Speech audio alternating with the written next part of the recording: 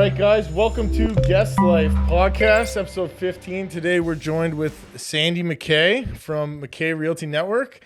We're talking about the podcast in terms of what we can do within the community. Sandy's just a perfect example of someone that's, local, came into the city, started his business, started his career here, really took off, always gives back. He's going to talk a little bit about his story today.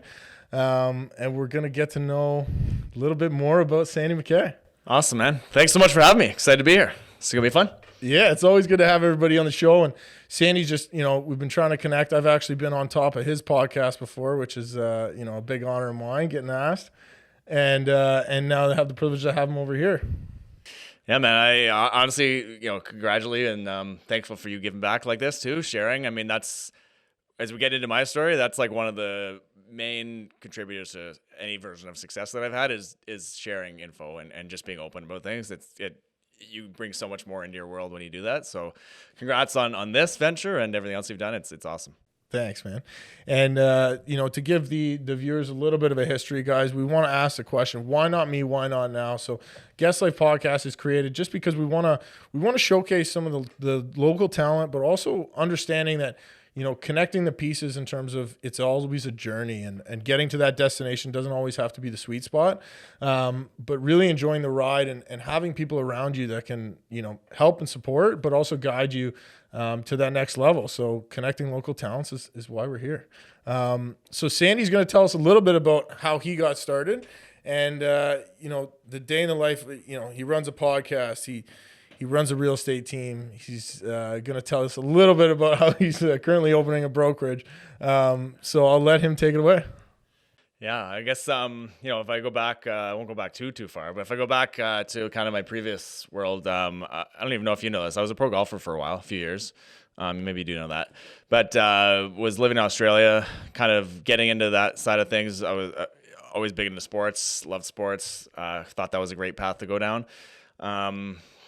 A lot of really long uphill battle to make it in that industry. I kind of was looking at life, living in Australia for a couple of years there, looking at life back home, and ultimately decided that it was a better move to come back, kind of build something up back here, and kind of bounced around in some really kind of different and weird sort of entrepreneurial experiences, trying to create some sort of a business. Didn't really know what I was doing. I really spent a lot of time on the marketing and that side of things. I was trying to be a bit of an internet marketer at one point and kind of going down that path. Learned a ton, lost a lot of money, didn't really make any money. Learned a lot though in the process that I still apply today. So thankful that I did that. Although it was, in your late 20s, it's a little demoralizing when you see people out there, even just working corporate jobs and stuff and making $100K or whatever, and you're trying to hustle to make $5,000 a month or less even. Right. So kind of ups and downs with that whole thing, but then found my way into real estate and kind of creative real estate investment world and started doing some wholesaling real estate, some like unique creative ways of raising money to buy real estate when we had no money. And so really spent a lot of time educating around that. So kind of learned the whole investment side of real estate and kind of fell in love with that at least for a while. I still do a lot of that. So it's not that I've fallen out of love, but I've kind of gone into some other things in my day-to-day primarily. But my now wife, girlfriend at the time, Kate, and I both got into that at the same time. And just kind of went to everything. Like we were day and night researching, trying to figure out how to do this and that, learning from other real estate entrepreneurs or investors, and started buying. Well, we did our very first wholesale real estate deal, made $30,000 or something on the deal, which was a really big payday for us, and put it all back into another property. Started getting, that's kind of triggered the whole snowball effect of buying more real estate, and ultimately landed with the company we're still with, Keller Williams, in a realtor role. So kind of saw the realtor life and said, well, if we're going to go into real estate investment side, we're already doing that a bit, but we got to create a bit of an income here while we're at it, because the real estate investment side was fun, wealth building long term, not a lot of like, hey, let's make cash today. Yep. So I needed a bit of that. That was going to be helpful. So I figured realtor life was going to help with that. Went down that road. And when was this? It would be 2014. Okay, yeah, not long ago. Not that long ago when I got into realtor life. So got in there. We had started getting some success in the real estate investment side of things. Started buying a bunch of properties, again, using a lot of other people's money, not much of our own, because we didn't have that much. Got into realtor side of things, and honestly, I just at that point I had done so many different things, entrepreneurial type things. I've learned a lot about like marketing and sales and stuff. Wasn't necessarily all that experienced at it, but like I was definitely ready to kind of take off, I think. So looking back, I mean, I got into it. We kind of, I think, found success really quick, mainly because we were just itching to do it. We knew the real estate side of things. I created a podcast at the same time, which was turned out it's one of our best things I've ever done is the Breakthrough Real Estate Investment podcast. Amazing. Which we've done now for 7 years. Wow. We started that podcast basically just to share experiences, learn, and there was no like, can we get real estate business out of it? There was none of that mindset. So I think that's kind of ingrained into the show is it's not about getting business, although it's turned into a good lead generation tool. So yeah, we did that, started getting business from that, started getting business from all these other places, kind of snowballed into really busy real estate realtor life. And yeah, built out now the team. We have like 15 agents working with us. We have a bunch of staff, bunch of overhead, bunch of all that fun stuff. And my wife transitioned. We have a property management company, so she runs that now day to day. So we started obviously seeing needs for some complementary or ancillary businesses there with all these investors we're working with and ourselves. We needed to manage these properties. Started a construction company back 2 years ago now because we needed that. And you say 2004 you started this? Yeah, I know, 2014. So we got the real estate team going. Actually, the real estate team didn't start developing until 2016. About that same year, end of that year, we started the property management company. So that'd be 2016, 2017. Then 2017, 2018 did the construction company. And then we have the investment thing, which is kind of now more of a formal company where we raise money to buy investment properties. And it all kind of flows to that whole, all those companies kind of feed off each other, right? Because they're all very in the same industry and complementary. So now it's, a lot of excitement with all that stuff going on. Yeah. And now we're here today. So I spent a lot of my time in the realtor side of it. Yeah. We can get into that specifics if you want, but I have a lot of leverage on the other pieces there. Yeah, and, I think one of the things I want to take away, and for the viewers, right, like, I knew Sandy Mackay, his name's all over the city. He's a big name. He also gives back quite a bit. So it kind of, I always get drawn towards those type of people. But we went for lunch and we were at Chima down on Lock Street. And I remember talking to you for the first time, like really talking to you and getting to know you. And I was like, what are your big goals? And he goes, well, I want to double next year. And I just stopped. I was like, perfect. I was like, this is the guy I want to be talking to. That's the kind of energy that you want to have. One is to be putting it out there. Right? To be putting it out there and talking about it and seeing what you can do with such little time and the right people around you, I think is just so unique, but also really, really like humbling in the sense of like, it doesn't matter what your dreams are. It's like, what do you want directly? And I think a lot of people need to take the time to ask themselves that. And, it rolled off your tongue like you say it every morning. So I kind of do. I think in my, whatever affirmations or things that I do, I probably do say that every morning to myself. How are we going to double things today? How are we going to blow this up today? Yeah. And I absolutely love it. I was so drawn towards it. And, I think for people looking out there, whether they're in real estate or I think we're all in real estate a little bit, whether you like it or not, whether you own a home, but talking about kind of the bigger picture and, seeing things that kind of align with whatever business you're in and how do you grow it and scale. It's not always growing your initial business, but growing at scale with other businesses, correct? Yeah, there's a whole bunch of excitement in that process, right? That's a huge, first of all, you got to have the thinking and mindset. It's got to be there or else you're not going to get anywhere, right? But then as you go, you start to evolve all the models, the systems. What does that all look like? Which is fun for some people, maybe not for others. So you need to end up getting some leverage there. And I think that's something we've done pretty well at is just get some of the right people in place to kind of run with things that are not in my top 20% of activities at that moment. Like you as you grow, your role changes, right? If you're CEO or you're founder type thing, you're everything at the start. But ultimately, you got to start leveraging out. You got to be able to let other people run with components of the business, or else you're never gonna double every year. You're never going to come close if you're trying to do it all, right? Everyone hits the capacity. So that became a big thing for me, for sure, was just how do we systematically grow this thing and still, maintain pretty good service and all that too at the same time, right? So it's tough, it's fun, but hanging around the right people, getting them in the right environment is probably, if not one, it's like 1, 2 in terms of importance of just that whole journey.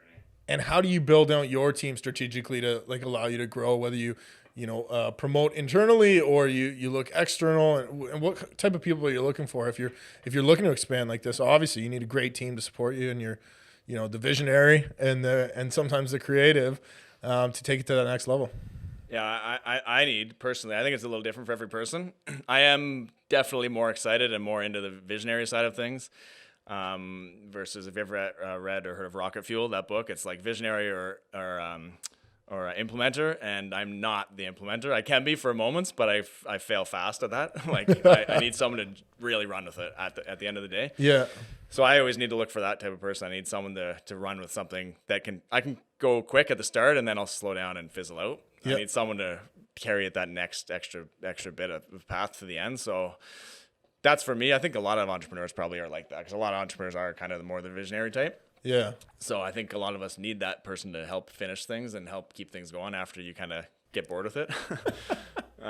So that was for me. Ultimately, though, you need people that are obviously buying into the whole mission and vision that you have set out, right? So what is that? I think a lot of people don't spend enough time getting clarity on that in the beginning. What's the mission? Why am I here? Why would someone come show up to the office with me every day? Mm-hmm. It can't just be money. Can't just be that. That's part of it, probably. But they got to be fairly compensated, but they got to have something extra there that they're excited about being there for, right? So that could be a million different things. It could be charitable. It could be, whatever that big mission is. It's different for everybody. Yeah, and taking it to that level of allowing people the freedom to create their own within the business, right? Rather than having them go elsewhere and creating that. That's a big thing too, is opportunities, right? Where do the opportunities come for them next? Because every time you see someone amazing in your world, in your organizations, there's a point in time that they're so talented, they're gonna either plow through it and go to the next thing, or they're gonna have to create something, or you're gonna have to create something for them within your group, right? So it's not always possible, it's depending on the situation. Sometimes you can't create that for them, or can't create it fast enough for them, but it's got to be on your mind. I think you're working at it. Yeah. That's ultimately that's a lot of what I do every day at this point, is I just come up with the opportunities, or at least throw a vision out there for them. They still got to earn it and do it, right? But a lot of times I'm just thinking, what can I do to get some excitement in that person so that they never want to leave? And ultimately, if they never want to leave, they're going to create something awesome for everyone to join in on, right? So yeah, have fun along the way as well. yeah. Well, you're doing a great job, man. And being from Hamilton, you always pass down your big red sign as you guys are coming down, and because you guys are at the office down on Cannon, correct? Well, we got your own, and then we got our own main in Wentworth, which is it was exciting. What did we do? 2-3 years ago now, and kind of threw the big obnoxious sign out there. I figured I love it. Amazing traffic driving by, so it's fun. Yeah, I think it's kind of recognizable at this point. Oh, definitely. Yeah, don't be humble. Yeah. That's amazing, man. So we want to talk a little bit about for the people that are getting into the real estate industry. Obviously with COVID and everything, things are going a little bit off the rails sometimes, and then they get calm sometimes. But in terms of actual, just getting into the market and getting your feet wet, what would you recommend for people that are looking from an entrepreneurial standpoint? So buying real estate, like investing? Or? Yeah. I mean, real estate is one of the biggest things, the biggest wealth generators for anybody in Canada for sure, let alone the world. So I think everyone's got to own real estate. If you're going to be a wealthy person in life, almost everyone has got some component, or more likely a huge component of their wealth in real estate. So it's a no-brainer to get into it in some way, shape, or form. Most people just have to get into it. That's what it comes down to. Just get in as big as you can, given whatever resources and stuff you have at the moment. Starting out, you just got to get in, because, we got in. The very first property we ever bought was it's scratching every penny to get in on it. Credit cards, we had about a $20,000 renovation that I did myself, so it would have been probably $60,000-$70,000. I'm not handy, so I did the renovation myself. I should never do that, but I did it because we had no other choice. Couldn't afford anything else, and a little bit lucky with the timing. But at the end of the day, it's almost any time in the last 20 years has been lucky with the timing. Yeah. So we got in and bought a place. We sold it a couple years later just because it was out in Oshawa, and we were trying to get more money back out this way in Hamilton. And we made like 120 grand, 130 grand in like a year and a half, 2 years. Wow. It was like, I know that's not exactly the reality for everybody, but most people, if you bought in the last 20 years and you just sit on something for a couple of years, especially if you add a bit of value to it. Yeah. So I think the reality for most people is just they got to get into it and let that passive wealth start appreciating, because it's such a big piece, and you can leverage it so many ways. It's such an awesome asset to have, and the more of it you can get, the better. Getting one or two is monumental for a lot of people, because that over 15 to 20 years, that's usually 3 properties in a very, very simple model over 20 years, you're going to be into the $1 million, $1.5 million, $2 million range in terms of wealth built. So that's just off a standard like $300,000, $400,000 house, which you probably need more like 500, 600 now at this point in Hamilton. Yeah, it's changing a little bit. But, that's just the kind of power it has. It's huge. Just got to sit on it. You can do a whole bunch of more creative stuff, but even just getting 2 or 3 and sitting on them, massive. Yeah, it's been great in our industry, and I mean we see it all the time, how the city's changing and how it's evolving. And it's like, I've been hearing it since I bought my first property, where it's like, you might not want to, might want to wait until the market cools off. The thing is, so right now money is the cheapest ever, super cheap. I thought 2017 was the cheapest ever. This is the cheapest ever. Can't get cheaper. No. And until that ever, like a lot of people say, oh, I'll wait because it's too hot of a market. I don't want to wait till it cools off or drops or whatever. The reality is, if it actually did drop, it's very likely because financing is a lot harder to get, and good luck getting it, because you're probably not going to be able to. Yeah. So get in when the money's cheap. That's the time to get in. You got amazing leverage with the banks and everything, and they're practically giving you money. So take advantage of it. It's only going to get harder if you're in a tougher market. Most people who say that will never get in, because they won't be able to get in that type of market. Now it's easy. It's easy as they're ever going to get. So. Yeah, well, I mean, they're getting interest rates at 1.75 or 1.79, whatever. It's free money. Yeah, it is free money. And I mean, dealing with COVID, like you can look at it in such a negative light, or you can look at it as time to kick ass. And I think from an entrepreneurial standpoint, which I think a lot of our listeners would be in, is kind of taking it to the next level and seeking the opportunity within the chaos. It's hard to do it day to day, every day, but you'll have moments, right? Everyone's got their moments, I think, where you have a rough day or hour or week or month even, but. A lot of that comes down to the environment, I would say. Being in the right environment, the right people around you that you're chatting with day to day, that can really inspire or energize you. And on the opposite side of that, being around the people that are going to That's why I bought this plant. This is the first episode where my new plant is. What's the plant? What is it? It's being showcased here. It's from Bodega down on Lock, and nice. It brings more energy to this conversation. Awesome. Yeah. We got I got the money tree one. I can't remember what it's called. Yeah. The money tree at home and at the office. Cool. We got this one here. Yeah. That's a money tree. Yeah. Yeah. There you go. That's so big. I had that before. That's been in the show before, but never this. So this is new energy. So you talk about needing it. I thought, you know what? COVID, winter's about to come. I need plants. I need life. True. I need energy. It's true. It is. Look at it. Look at it. I can feel it. Yeah. It's huge. It's vibrating. Huge. You need the energy, man. You need it. I don't wake up feeling amazing every day. But when I don't and I get in the right environment, you can turn around in like an hour. It's being a bit purposeful about it, right? You can let that just happen, or you can be purposeful about making that happen. It's like, big on entrepreneurs and people having like morning routines, whether you get up at 5 or get up at 6 or get up at 7. But one of the things is like, no one's a morning person. So if you're listening and you're thinking, I'm just not that guy, or I'm not that woman, or no one is. I don't get up at 4:45 and say, yeah, this is great and I'm excited, right? Sometimes, maybe one out of 100 days. yeah, potentially. Yeah. But that's that thing, right? You have to push yourself into that position, and you have to look at, no one ever leaves the gym and goes, I wish I didn't go do that workout. That's it. You get the high off it, right? Yeah, you get right? The endorphins. High or the endorphins, yeah.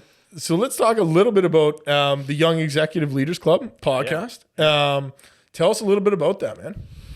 So I was at an event like a little over a year ago now, and I started getting really interested in like leadership as you kind of grow and you get more people amongst your organization, and you find yourself leading people, whether it's on purpose or not. You have to. I'd rather lead them to a high level and not a really, low level. So I was at an event and I'm talking to this lady, Dana Kokoska, who's big in the real estate industry, and she's talking about leadership, and she's just saying how it's influence, and that's all it is. It's just influence. That's all it ever is. But you got to grow your leadership big time if you ever want to have influence.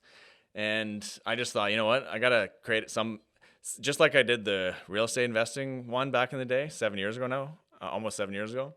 I'm thinking like, well, how do I grow my leadership? Well, I better have some good conversations about leadership with people, right? So why don't I create a bit of a platform for them to share their journey and stories around leadership? And ultimately, I'll probably learn a bit through that. They'll have a platform to share their journey and get something out of it. And then over time, maybe I'll be perceived as a better leader because of it. I probably will be, because I'll learn a lot more and have that energy going around there, right? So I just created it. I thought we'd have some fun with it. I thought it would be a good platform to share some good stuff, and confident over time, over the years or however long we go with it, that it'll probably pan out into some cool stuff.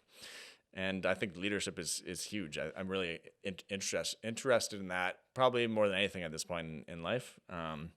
John Maxwell type stuff and things like that. That is just, I think regardless of what industry you're in or anything in life, family even, like being a better leader is why would you not want to spend time on that? That's like the most important thing in life. When it's amazing when you become someone that is looking for leadership, and then just like you said, all of a sudden you realize you're the leader. Right. And I think, a lot has to do with what room are you in, but also kind of the positions that you put yourself in based on, your maybe unintentional learning, because people just, they get sucked towards you and you realize like, wow, a lot of people are coming to me for all these different things. And the thing is too, on leadership too, you're not always the number one in charge type thing. Like you can lead from second, third, fourth. There's leaders in every different level of an organization or of a team or of a family, right? It doesn't really necessarily, anyone can be a leader. Anyone can be a terrible or good leader. And I don't think it's like you're not just a leader and that's what you are. It's kind of ongoing evolution, right? So sometimes you might have a rough day and not be the greatest leader, but opportunity there for the next day to make up for it and just keep growing and be better at it. So yeah. I think that's a lot of it. There's a lot of opportunities to be a great leader, kind of more of like a servant leader type of a role in those like second and third,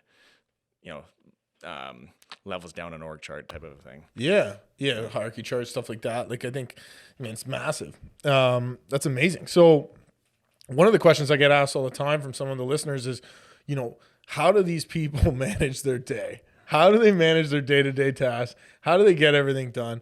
I know a lot of it has to do with team and who's around you, but talk us a little bit through your day with all these different avenues going on, whether it's the podcast, the other podcast, opening a new location, starting other businesses, multiple businesses, your check-in times, I know you exercise. What do you do?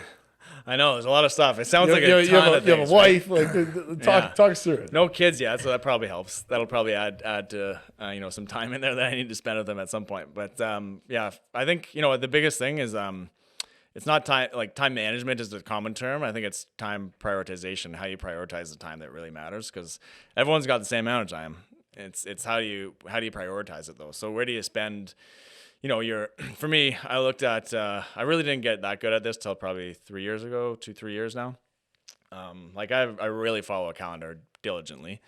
I'm most days pretty darn good at sticking to it. But I get it off here and there. But like basically, I just think having a calendar is huge, especially a lot of people in like a sales type role or entrepreneur role. You're all over the place. So many things going on. You have to have a decent looking calendar that is structured and not just like, well, I have Monday to Friday all open and I'm just going to plug and play everything random all over the place. Like I'm very, my mornings are pretty standard. On a typical morning, like I do a lot of lead generation type activities. So like I'm calling people in my network, texting, calling, making connections, and used to be in the real estate sales world, looking for business, buyers, sellers, investors. Now it's more like looking for talent, looking for opportunities to connect with new people to get into business with. Okay. So if I'm really having a good week, I'm spending 2 hours a day on that. Sometimes it's more like 1.5 to 2 hours, but I'm at least dedicating part of my schedule to that. That's the time where I make my money, to be honest. Those opportunities, I can have my appointments and stuff with those people later, but as long as I'm doing that, at least an hour every day, I'm always going to have tons of opportunities and tons of financial gains, I think, in my world, because I'm going to get in business with great people. Yeah. And if I get in business with great people, that's the biggest thing at this point.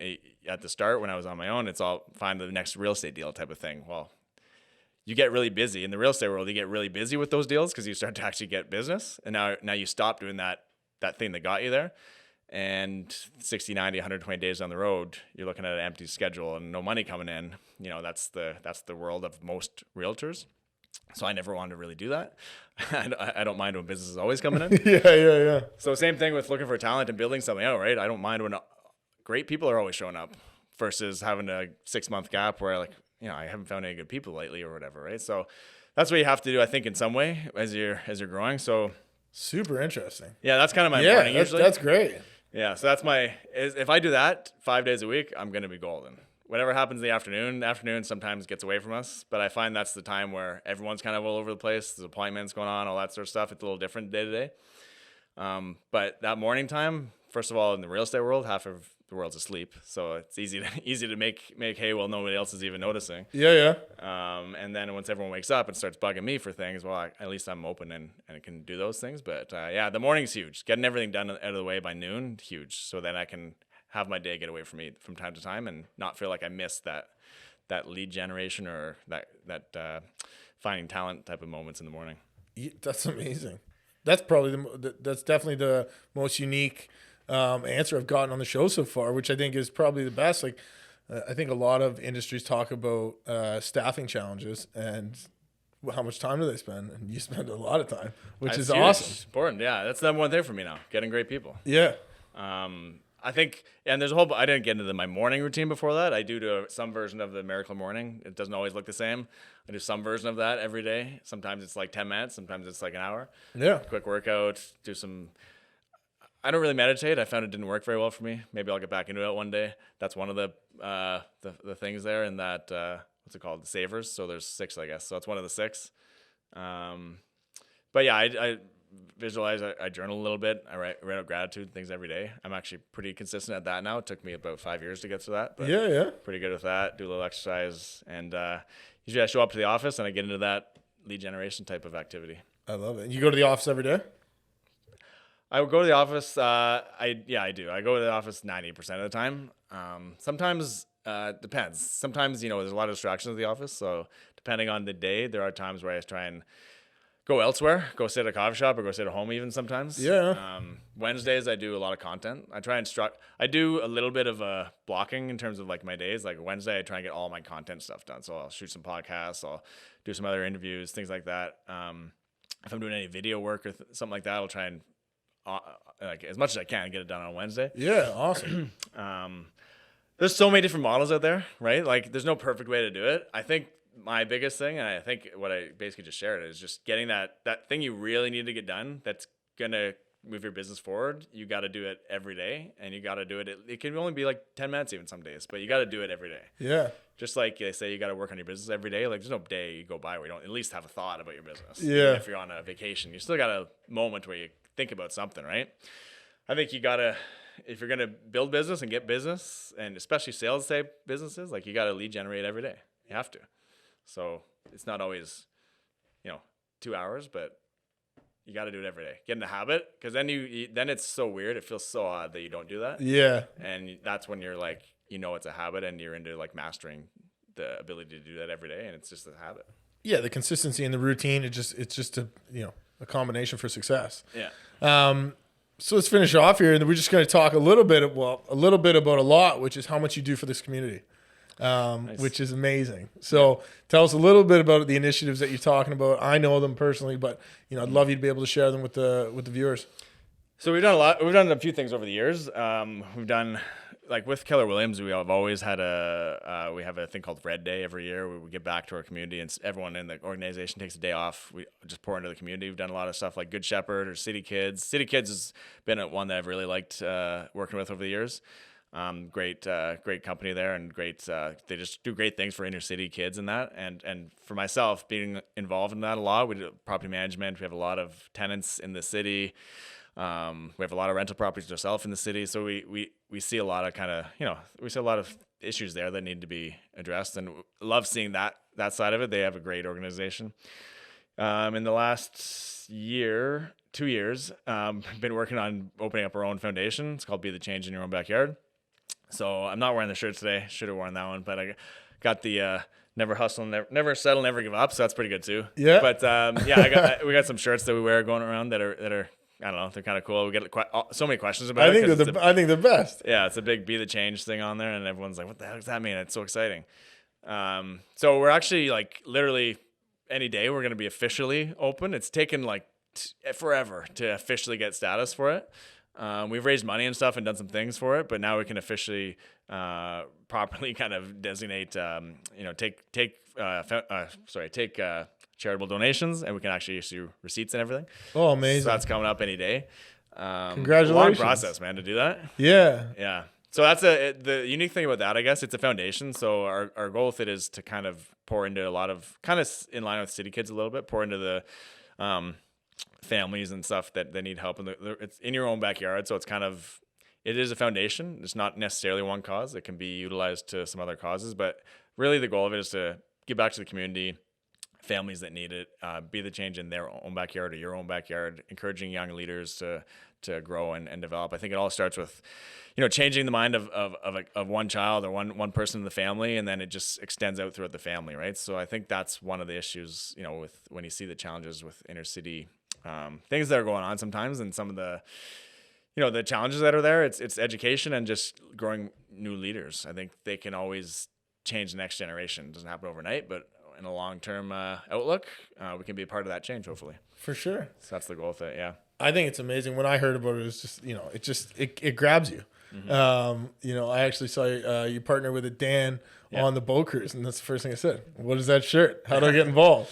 Yeah, it's cool. Yeah, because we use that model a lot in terms of like, creating change, and in your own backyard is it's perfect, right? Like the community, especially that supports us as business owners and community leaders, I would say is that's the community, right? We wouldn't be here without them. Absolutely. I mean, and yourself too with your company and ours. We're so involved in community, like helping people create better office spaces or residential with obviously what you guys do, and ourselves helping them get into real estate in some way, shape, or form, or get out of it sometimes. I mean, it's a huge thing as part of the growth of a community. Both of our businesses, our primary businesses at least, right? So it's, how do you not give back to that and pour into that? It's all going to come back to you eventually too. So you might as well, keep it going around and add value to it and help build it. For sure.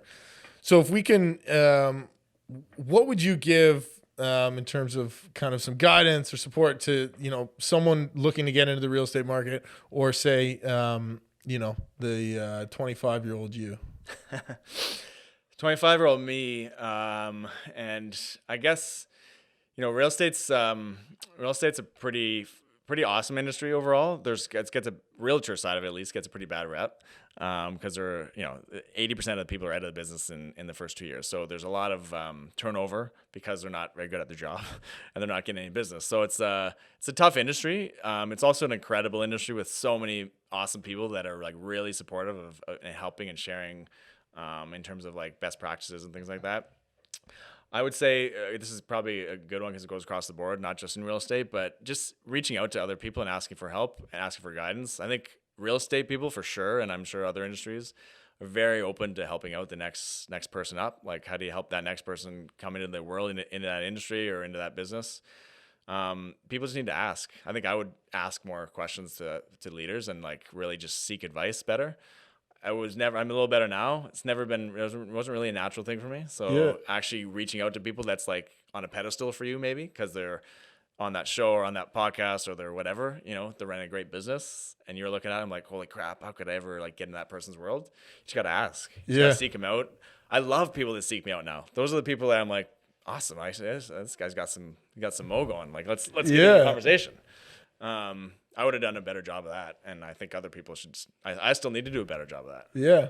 So that's a big thing. Any industry, real estate for sure, because it's such a sharing industry. Yeah. So you won't find won't find too many people, at least, that'll kick you aside. Yeah, that's great advice. All right, guys. Well, that's the Guest Life Podcast, episode 15. It's Sandy Mackay. Thank you so much, Sandy. Thanks, man. It's so great to have him share his insights, talk about what he's doing in the city. It's always big things. And one of the questions we always ask each other is why not me and why not now?